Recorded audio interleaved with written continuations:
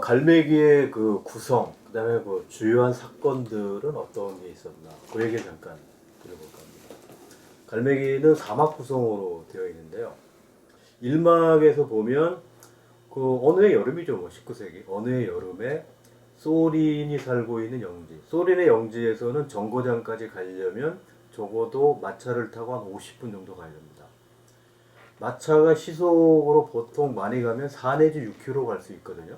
인간이 도보로 걸으면 3 내지 4km 정도니까 큰 차이가 없으니까 적어도 5km 정도 정거장으로부터 떨어져 있다. 최업의 장막극에는 정거장이 무조건 나옵니다. 어떤 경우라도. 여기 그에 아르카지나하고 뜨리고린이 여름 휴가차 놀러 옵니다. 놀러 와서 마침 그 뜨레뿔요프, 아르카지나의 아들이죠. 이 신출렉이 작가 지망생이 쓴 희곡을 상연하게 됩니다. 무대 위에 연극이 시작되는데 연극 안에서 다시 다른 연극이 시작되는 거죠. 이걸 되게 극중국이라고 합니다. 극중국의 주인공은 니나입니다. 니나는 이 호수가 딸려있는 거대한 이 마을 건너편에 살고 있는 처녀인데 일찍이 엄마가 세상을 버리고 계모가 들어왔는데 엄마가 막대한 재산을 자기 아버지한테 줬어요. 근데 이 니나의 아버지는 그 막대한 재산을 전부 새롭게 맞이한 아내한테 유산을 넘겨주고 탈탈 돈 한 푼 없는 거의 알거지 상태로 살고 있는 게 니나입니다. 근데 니나는 이 뜨레뿔요프를 사랑하기도 하지만 이 집에 아르카지나라고 하는 유명 배우가 가끔 놀러오고 하고 해서 이 집을 자주 오고 싶어 해요. 근데 아버지는 싫어합니다. 여기에 배역을 니나가 주인공 배역을 맡아가지고 공연을 하게 되는데 이 극중국의 형식이 뭐냐면 상징주의 형식을 가지고 들어와요. 상징주의 하면은 이미 프랑스 같은 데서는 1898년 프랑스의 상징주의가 끝나요. 근데 러시아에서는 이제야 상징주의에 대한 논의가 시작되고 있을 때입니다. 아직도 러시아는 늦어요. 유럽에 비하면. 그리고 유럽의 수도가 사실은 파리잖아요. 그 파리의 풍습을 계속 러시아에서 받아들이는데 그것을 굉장히 늦게 논의가 시작되는 와중에 체업이 뜨레뿔요프를 통해서 새로운 상징의 형식을 가지고 드라마를 만들게 되는데 아르카지나가 이야기하죠. 한마디로 대가당이다. 그러니까 뜨레뿔요프가 화가 나가지고 막 내려 연극 끝났어 이 식으로 이야기하면서 굉장히 좌절한 상태로 그 공간을 벗어나고 그러니까 엄마로서는 속상하잖아요. 그래서 아들내미 찾아와야 되는데 마셔가 대신 뜨레뿔요프를 찾아다닙니다. 그렇게 해서 1막이 끝이 나게 되고 2막에서는 이 핵심적인 사건은 갈매기를 뜨레뿔요프가 총으로 쏴서 죽이고 니나의 발치에 내려놓으면서 뭔가 사건다운 사건이 진행이 되는 거죠. 나도 이렇게 될 거다. 즉 권총자살할 거다. 이런 식으로 이야기를 한단 말이죠. 그런데 저기에서 뜨리고린이 수첩에 무엇인가를 적으면서 오고 있습니다. 그러니까 이야기를 하죠. 당신의 태양이 저기서 걸어오고 있네. 당신은 벌써 환하게 녹아내리고 있군. 난 이 자리를 피해주겠어. 그리고 가버리죠. 그래서 자연스럽게 뜨리고린과 니나 사이의 기나긴 대화가 시작이 됩니다. 그래서 물어보죠. 뭐야 이거? 갈매기네? 뭐지? 그랬더니 방금 전에 뜨레뿔요프가 총 쏴가지고 잡은 거라고.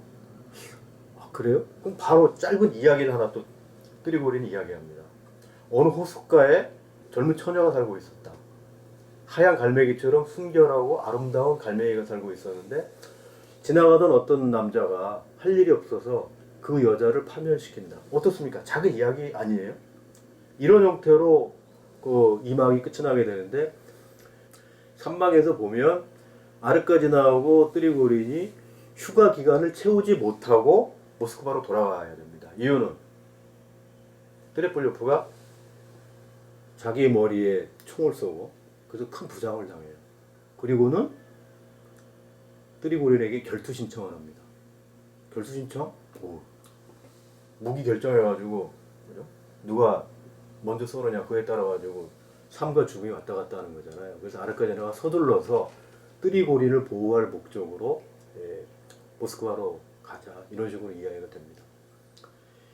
이 뜨리고린은 그래서 니나하고의 관계가 굉장히 아쉽기도 하고 그래서 뭐 며칠만 더 있으면 안 될까 이런 식인데 아르카디나가 안 된다고 이야기를 하죠. 그래서 아예 솔직하게 뜨리고린은 이야기합니다. 난 정말 많이 흔들리고 있다. 그리고 나한테 그래서 기회를 줘라. 그랬더니 아르카디나를 굉장히 싫어하죠. 어떻게 내 앞에서 저렇게 철없고 말이지 시골 촌뜨기 냄새가 나는 기집애한테 빠져가지고 너 어떻게 그런 말을 할 수 있니? 너는 러시아의 태양이고 나만이 너를 온전하게 평가할 수 있다.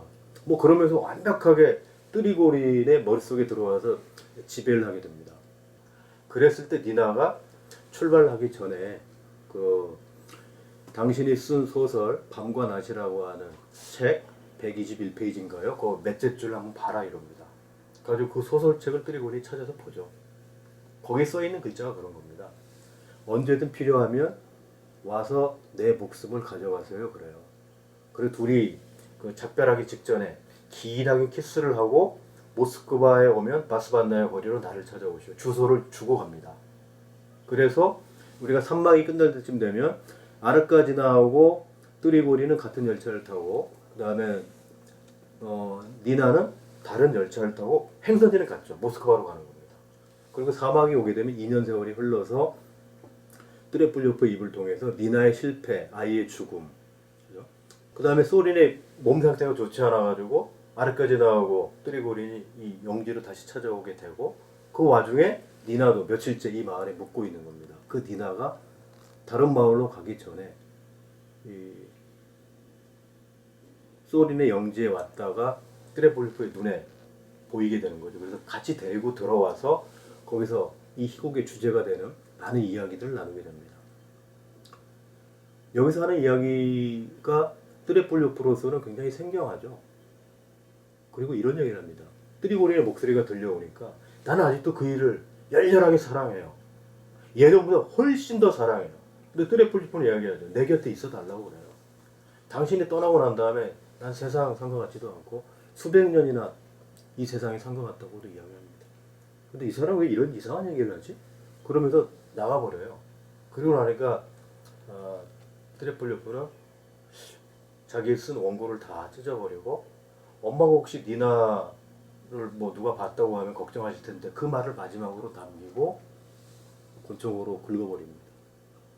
이게 일어나고 있는 중요한 사건, 그 다음에 구성 이렇게 됩니다.